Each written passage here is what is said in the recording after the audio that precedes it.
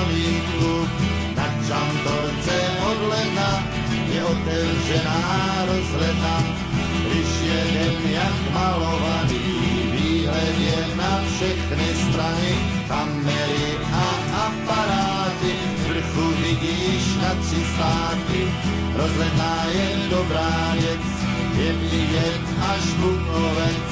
Panoráma krásná jsou, na Pradě i na Lisou. Když je pěkné počasí, nad Třincem se nepráší. Lepší se to rok co rok, nad Verkem už není smog.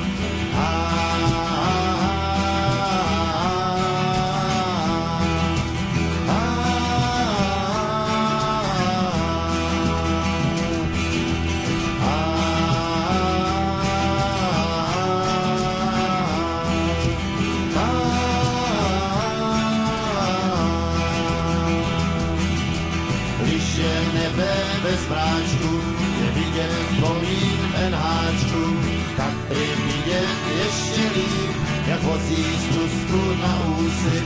Když se mraky rozplynou, je vidět i Karvinou. Otoč se víc doprava, je tam Slezská Ostrava.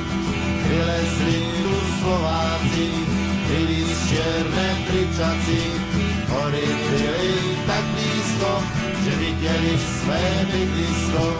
Když není mrak jediný, je vidět oba Těšíny. Je to vidět na dálku, jak pašujou tam kořálku.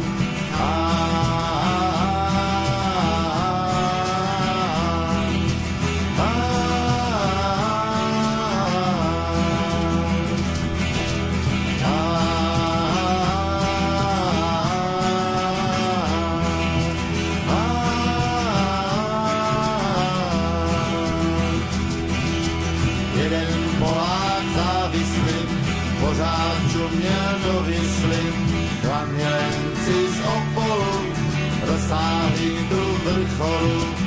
Jedna žena se mě ptala, kde leží Bělskovia, je to její ojčizna, papě se však nevyzná.